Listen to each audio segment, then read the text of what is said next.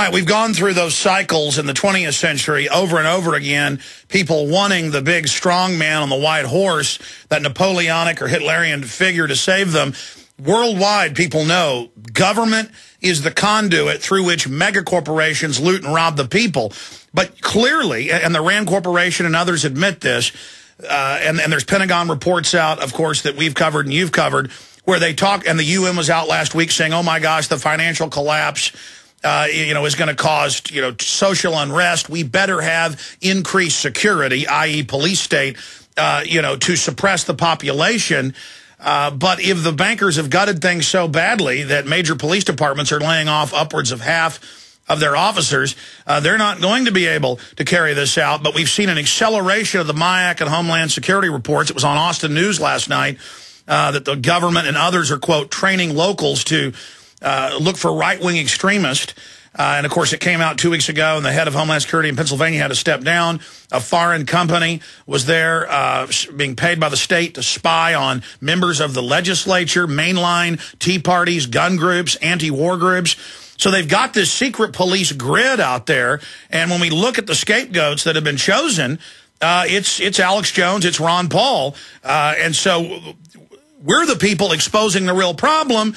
And it's easy to understand why the real perpetrators of this corruption and economic destruction are pointing their fingers at us, saying, there's the bad men. But that's going to be a hard sell, basically claiming that we're some type of terrorist. Yeah, and I think it will remain difficult. I think our side is gaining ground. I think the two things that we have to watch for is to make sure that we protect our Second Amendment rights, and also that we are able to buy gold and silver when we want, because that's your economic. One is physical protection, one is economic protection, and that is very important. And they have more regulations now on these 1099s that have to be reported by the coin companies, and they are gearing up possibly, to have at least more controls and find out who owns the guns and who owns the gold. But, the other thing that bothers me a whole lot on this idea, I think a lot of people understand this, and you and I both talk about, the bad banks and the bad corporations, the military-industrial complex, but I think it's very important not to paint with a broad brush everybody who has made money, because there are some corporations who are honest, give an honest product, they are getting benefits from the government, so it isn't profit, it isn't bigness that is bad. It's only when you have these people getting the benefits, and they call that capitalism.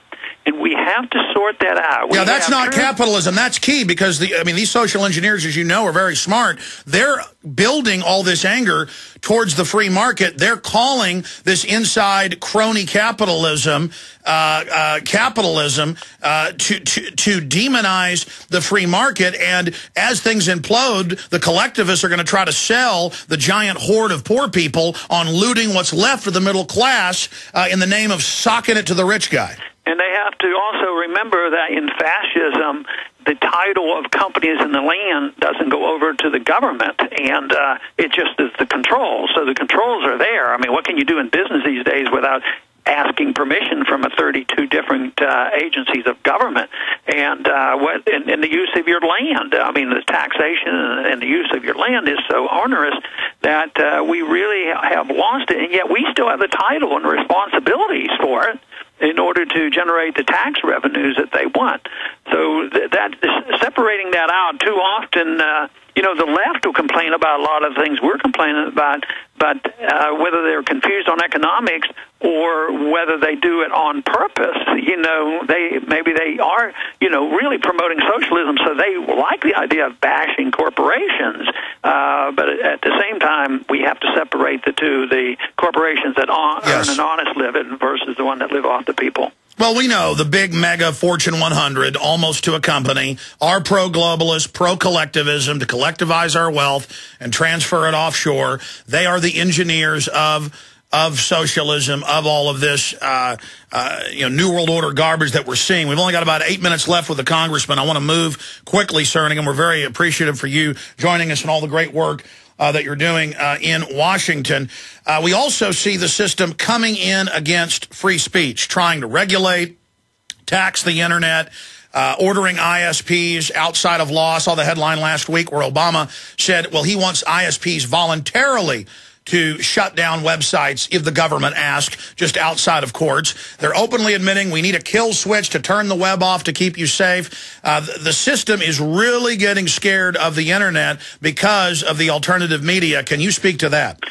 Well, I've been fighting that for a long time because I think that has been such a blessing to us to have the internet. But it becomes politically difficult for me, and you probably have been aware of some of my votes. Sometimes I'm by myself because sometimes they'll say, oh, we have to do this because this is a bad guy. He's involved in drugs, and this is a bad guy. He could be a terrorist.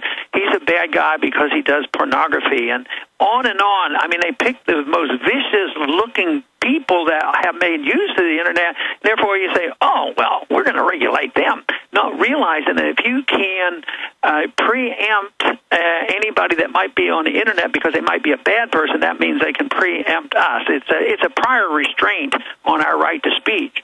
And that is very, very dangerous. And, of course, most people realize the First Amendment isn't there to protect talking about the weather, and benign speech. It's there to protect us against very controversial political speech. But if it moves in this direction, continues to move this way, then we are going to lose our right of political speech on the internet. Congressman, dealing with the election coming up, we know it's a major political awakening, a realignment. Kind of mainline neocons have come in and tried to dominate many of the races, but we see establishment Republicans losing in the primaries, establishment-style Democrats losing in the primaries. Harry Reid now in desperate trouble. Rand 11 to 15 points ahead, depending on which poll you see, but that doesn't mean he's going to win. We still need to get behind him and support him. What can you say about your son's run in Kentucky and how important that is, and the overall political realignment happening? What do you see coming up in the election next month? It probably won't be as good as we hope, but it's going to be good. There's going to be improvement, and most everybody is predicting that Rand will win, but I've urged him not to slow up. I mean, you guys have assumed that you have to fight for the last vote.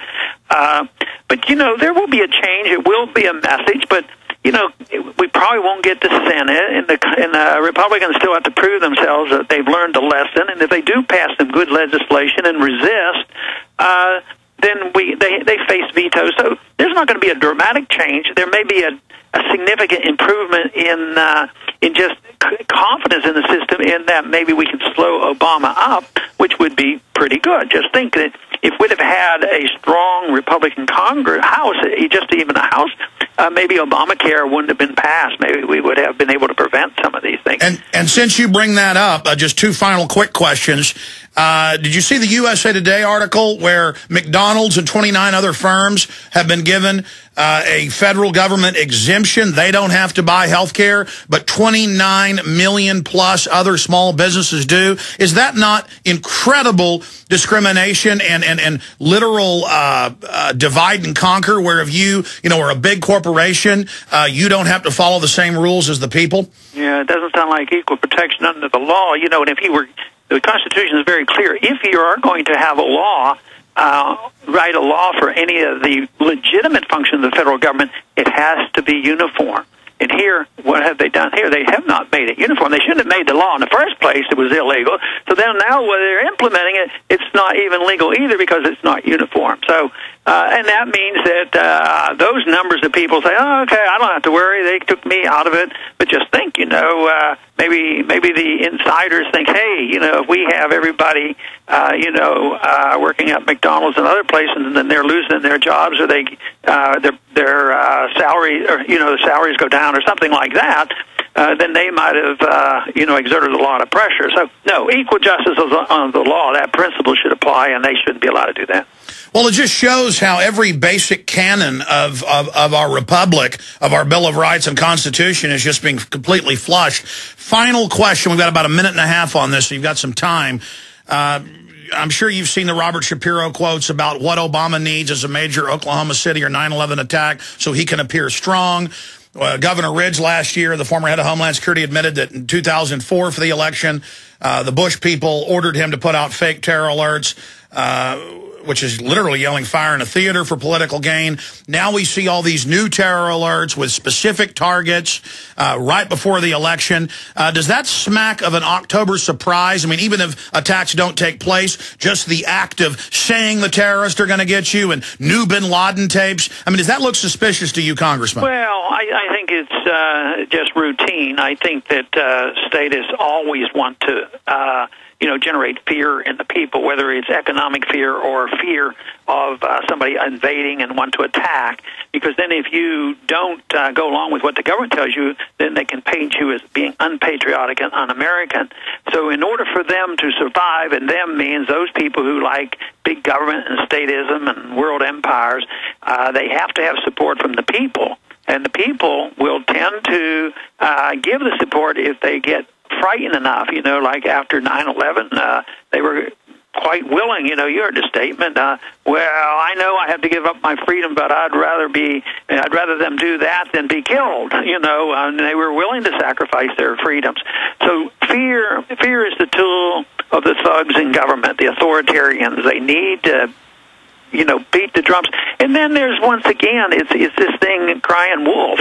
I mean, who believes this stuff anymore, that they're about to attack? Well, we don't know who it's going to be or where it's going to be. If we did, we'd arrest them. So they don't know very much. So when the real one comes, even if they had good information, which generally they don't. I mean, they weren't very good. Absolutely. Congressman, thank you for spending time with us. Everybody get behind Rand Paul. God bless you, Ron Paul. Thank you. We'll be right back. Stay with us, ladies and gentlemen.